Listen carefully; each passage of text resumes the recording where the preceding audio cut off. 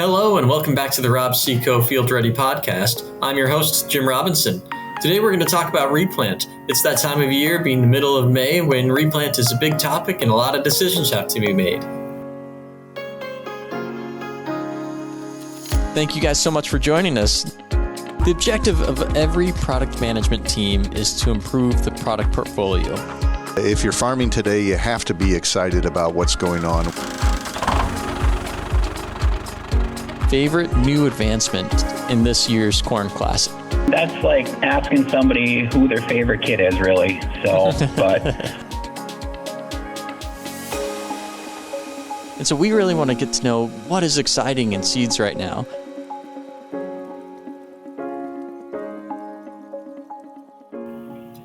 Today, to talk to us about replant, we have Rob Seco's new Agronomy Manager, Todd Claussen. Welcome, Todd. Hey, Jim. Good morning, and thanks for having me. I'm honored and humbled to be here. Oh, excellent. So, Todd, you're going to be a new voice to a lot of our listeners here at the podcast. Could you just start out with a little bit about your background and about yourself? Oh, I'd love to. I'm not sure how deep to go, because if I go to my history, I'll sound like one of two things. Either I'm really old or I can't hold a job. So I'm a Nebraskan, born and raised, spent 22 years in Iowa. I've got degrees from the University of Nebraska in crop production agronomy and plant physiology agronomy. I am also a landowner and a farmer in far eastern Nebraska, north of Omaha, south of Sioux City. I've got, with this organization, at least with the family organization of Robinson family, Rob Seco, I've got right at 12 years experience. I spent 12 years with the old Golden Harvest Group, J.C. Robinson Seed Company, but I've been here with the new Rob Seco for about getting close to 2 months, and we're off to a tremendous start. And I'm excited. I'm excited for our platforms. I'm excited for what we have going on in the field, and I'm excited for the foundation that this family organization stands for. Excellent. Well, we're excited to have you on the team, Todd. Great time of year to start with Rob Seco because, as you know, planting's been going for about a month now, a little over a month in some geographies. And right now we have emerged corn and we have emerged soybeans. And, it'd be ideal if all of that corn and all of those soybeans were to emerge uniformly, evenly, and at 100%. But we know the conditions aren't always right for that to happen. Can you tell us a little bit about what may cause, us to have to be in this position where we might have to replant? Sure. Our plan A, when we go to the field, is perfection. And I'm telling you, the perfection just doesn't happen. There's too many variables, row to row, foot to foot, farm to farm, implement to implement. There's too many things, too many moving parts to gain perfection. But when we think about replant, when we think about conditions, and it's usually about weather. The top of that list for reasons is planting conditions and then lingering weather. You think about 2023, we've had corn in the ground, at least in the upper Midwest, Nebraska, Iowa, Illinois, all the way back into the first week of April. And now, if you think about a couple of the big states, Nebraska and Iowa, once we put at least corn in the ground, our soil temperatures generally go backwards. They generally go backwards 8 to 9 degrees. Well, I'll tell you, here in 2023, we had seed in the ground locally, at least on the latitude of Omaha, Nebraska.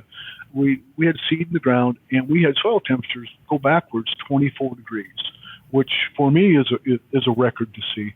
So you had fluctuating temperatures. We had cool temperatures. We had lingering wet conditions. So all of those things can lead to germination problems. And then even when we do get emergence, then there's more weather events. You have frost. Frost can affect corn, but really will affect emerged soybeans because of where their growing point will be physically. And then, we have excessive rainfall in areas, although we're in some pretty droughty conditions, but there's parts of our geography today, take north central Iowa today, where they've got 6, 7, 8 inches of rain over the previous 3 and 4 days. So there'll be some drown out areas with excessive rainfall. Hail is something that's fairly common, particularly in Kansas and Nebraska. And then as you get in more coarser soils, we have sand burn. So all of these conditions lead to what? Lack of stand and also lack of uniformity. Mm-hmm. Absolutely. There are a lot of conditions, it could be even planter related. Something may not be set right. You might not have, quite everything, the way things may work out. And oftentimes a number of factors contribute. And so, lack of stand obviously contributes to a reduction in yield potential for the field. I mean, if you think about it with corn, you could see a 30% reduction in stand, and that might mean a 15% reduction in yield potential for that field. And so at what point do you start thinking about, I need to replant this field in order to maximize the revenue and maximize my income from this acre? Yeah, and Jim, we have to separate the two crops, at least the two row crops that we are most focused on, at least in this organization, corn and soybeans. And corn, today's the 16th of May. We are still fairly liberal in our replant decisions with corn. If we can better ourselves, we will. And when you think about corn, you think about that window. We can reach 90, 95, 100% potential for that farm, for that season. Of course, the balance of the growing season makes a difference, but we can reach that high potential from, let's call it April 20th through May 15th. I think there's a 25-day window that we can see that we can still get close to 100% potential. So and then we can talk about soybeans here in a second. I'll give you an example. Just this morning, north of Lincoln, Nebraska, we were on a farm planted on April the 26th. Dropped to right about 30,000. It's dry land. Dropped right about 30,000 seeds per acre, and we're sitting out there today, and we're ranging from 11,000 to 24,000. Average is right at 18. Of course, you can't average the whole field. It's about 135 acres, but we're looking at it thinking it's about 18,000. Okay, so we think. No, not to think. When you see the conditions, and the conditions were planted wet, the True V was compromised. The True V, because of the real sticky conditions at that point in time, it pulled the sidewalls up and out. It was pulling seed out of the ground. It left the True V, or left the trench open. And so what is out there today, I think, is probably exhausted and going to be final. And we can go in there, and that's actually what's happening. They were pulling out the field cultivator as I departed, and they'll replant that today. And that replant, in theory, Jim, that replant could give us 85 to 88%. But in reality, based on what the balance of our growing season brings us, that could give you as good of a yield potential as a May 1st or an April 25th planting date. Absolutely. Corn can compensate a lot with planting dates. If we're early enough, it really doesn't lose much yield potential. What about soybeans? I mean, soybeans have the ability to pod flex, and I'm using air quotes for those listening. But they also have, they can bush out, or you may lose yield earlier or later. Can you tell us a little bit about how soybeans might respond to these dynamics? Yeah, and we look at soybeans, and soybeans are very contrasting to corn when we think about this. We're very liberal on corn in these conditions, especially in our high intense yield performance farms.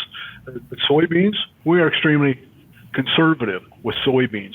And when I think about that, how long have we been doing population studies in both corn and soybeans? It's been years. Decades, yeah. Yeah, we go back to the early J.C. Robinson Seed Company days with the program known as Agronomy Up Front, doing those tests and that research back into the early and late 80s. But what all of this population research has shown us for soybeans is soybeans really can compensate, and we can take soybeans well under 100,000 and still nearly reach 100% potential. And if we're looking at it today, you're going to have soybeans under 75,000 before you pull the trigger. And today is the 16th of May. And I look at it like this. We talked about corn having a window, a high potential performance window of about 25 days. Well, the soybean window is a lot more narrow. It's a lot shorter. And oftentimes, I ask farmers, what's the best planting date for the best performance of soybeans on your farm? And they'll give you a date. They'll say May 1st, April 28th, May the 10th. But what it really is the first planting date on your farm has the most potential by the physical way that soybean plants grow. They move from vegetative stage to reproductive stage. So the more vegetation you have on the plant, the more potential that it has. So the later you plant, you start to be penalized by that planting date. So really, it's not about replanting soybeans. It's about a late planting date on soybeans. And after that window, if you think about a latitude of, say, Omaha, Nebraska to Blair, Nebraska, that window is probably the 28th of April through the 7th or 8th of May. And following that, you will lose about 1/2 a bushel per acre per day for every day you delay planting. So that's really where we have to consider it. If you have 60,000 plants per acre out there in soybeans, you probably have 85% potential. Okay? That seems crazy because that really is light. And farmers say, well, why do I plant 150,000? Well, so you can end up with more than 60. And so that 60,000 can still yield 85%. But now, if you contrast that with planting date, your planting date today is probably 80%, maybe even sub 80%, somewhere in there. So that 60,000 today is more beneficial, more economic than planting or replanting soybeans. Again, unless you have huge drown-out areas to whereby you need to go in and spot those in. But there's also other things that you need to think about.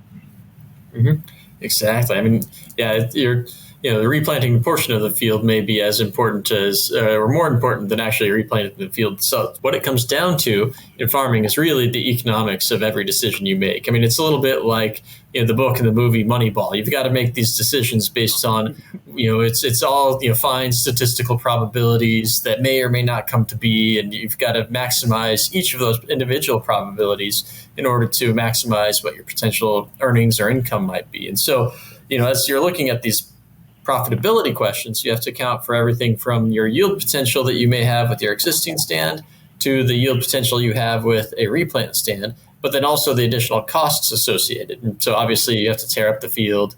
You'll have to spend the money replanting, but then replant policies come into being as, what is the replant policy for the seed that you purchased? And exactly. Todd, can you tell us a little bit about what Rob Seco's replant policies may be? So on our standard replant policies are 50% of retail. Now, we have some treatments and we have some seed treatments that in combination, soybeans as an example, with our seed treatment known as Fortify, then your replant would be at 100%. So you would be 100% discounted. In corn, our sister organization, a light crop protection organization known as Streamline Ag, if you combine corn with a planter box treatment known as Tune Up Plus for corn, then that combination also has 100% replant. Exactly. And that makes a big difference in terms of doing the economics of choosing to replant or not. It may make the decision easier, or it may make the decision harder, depending on how close you're looking at having the intersection of the two lines between not replanting and replanting. Oh, I know. And Jim, I mean, the whole thing, just when I'm listening to that, replant's a difficult decision and one that you have to live with. And it really ends up being kind of a gut call. How does it feel? How does it feel today? And one of the things that we get often, and as we move forward, I mean, not just emergence, Jim. So if we run into a hail situation, as an example, or a frost situation, but let's just confine that to hail. Generally, when we get hail, we have some rainfall, and so conditions aren't conducive to get right back into the field. And the guy said, "Well, what should we do?" Well, number one, don't make a decision until you can act upon that decision. So that allows you then time to see what kind of recovery that you'll have, and to see what kind of final stand that you may or may not have. So, I think those things are important, and that gut call, you also have to identify what the cause of the disappointing establishment of your stand is, and if you can't remedy that, if you can't change the conditions, then it doesn't make sense to replant, because all you'll be doing is simply repeating the same scenario that you already have, whether that be planting too shallow or too deep, or if it's too wet, too dry. Maybe it was a herbicide issue, maybe it's a disease issue, maybe the planter is just inaccurate. Crusting as an example. If you can't identify it, and if those conditions can't be changed or have the ability to change them, then that replant situation doesn't make sense either. Exactly. Yeah, that's a lot of times, and this is always what I've been coached on throughout my career, is that if there's a lot of question about whether or not to replant, oftentimes the best decision may be no, don't replant, leave your stand as is, because the number of variables impacting the new replanted field are going to be just as numerable as those that impacted the original planting. Right. So, and I was just going to say, and further out from just emergence issues, again, going back to the physical problems that we see, hail and frost and things like that, you say, well, again, no reason to make a decision until you can act upon it. At the same time, every moment's critical. Every day is critical, because you're losing heat, especially in soybeans, as you get past the 15th of May, and it's probably 0.6 to 0.62 bushel per acre per day penalty for every day you delay planting. Oh, absolutely. Now, Todd, every year in my career, I've gotten the question from the field or from customers, from our DSMs, from dealers, whomever it might be. Well, can I go in and can I interseed instead of replanting or tearing things up? Plant on top of the row, plant next to the row. Yeah, this is a podcast, so it's not videoed, and you can't see me shaking my head, but I'm shaking vehemently. No, I mean, for me, that's just not a good conducive practice. Corn particularly, no, just because of the aggressive competitive nature of corn. But you just look at the uniformity differential of corn. Two corn plants that are 2 days apart, the late emerging or the plant that's behind, that's 20% reduction, 25% reduction. By doing that, Jim, you're doing one of two things. You're either planting a crop into weeds, or you're planting weeds into a crop. That's as succinctly as I can say it. It's not common whatsoever in corn, but frankly, it is fairly common in soybeans. If you have 65,000, 70,000 out there, the farm operation thinks, well, you know what, we wanted 125 or we wanted 135, whatever that number is. It's not important.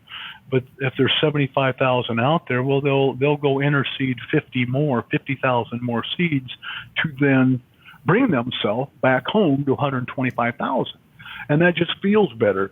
But there is data on top of data that says trying to subsidize that stand was as advantageous as leaving the original stand the way it was.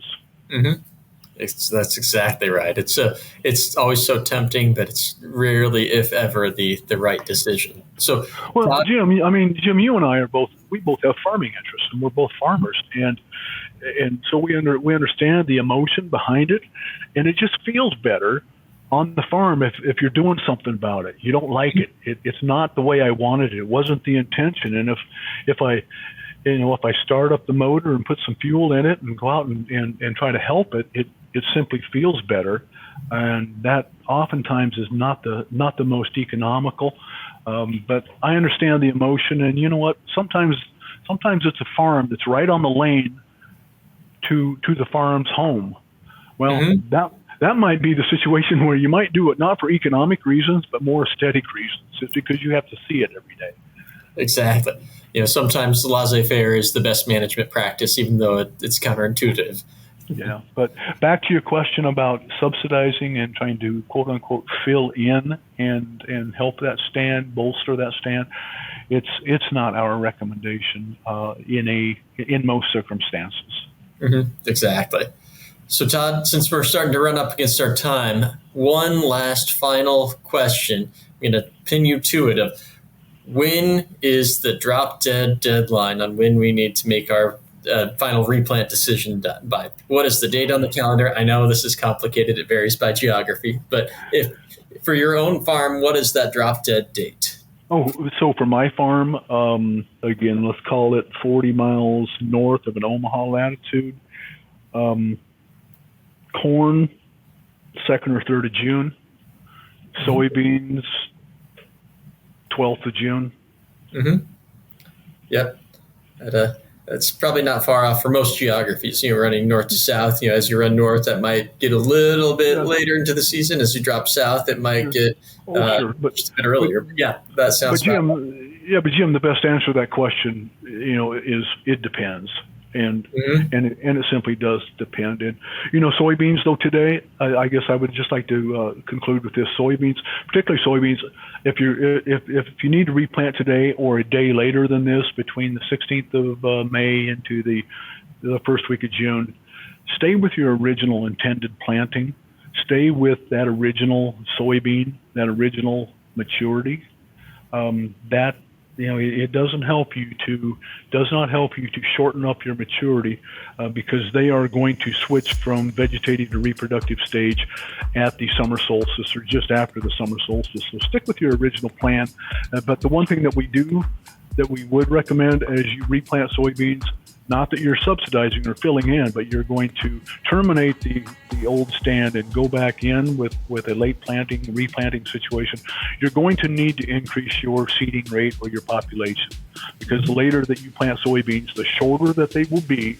So the shorter they are, the less stem area that you have, the fewer nodes that plant will put on. So basically, the later you plant, you need to plant more nodes. So you need to pump your population up as you plant later. Oh, absolutely. No, that's great advice. And I think for any of our listeners that want to learn more about replant decisions for both corn and soybeans, they're more than welcome to take a look at our website, where under the agronomy section, we have a couple of agronomy tip sheets for replant decisions in corn and replant decisions in soybeans. And otherwise, you're more than welcome to reach out to either Todd or to myself if you have any additional questions. But Todd, thank you so much for joining us on today's podcast. Oh, thanks for having me. And please, those of you who are listening and need help, we are here for you. Thank you, Jim, for having me. Thank you, Todd. As always, be sure to tune in for new episodes at any time we release them. And until then, stay field ready.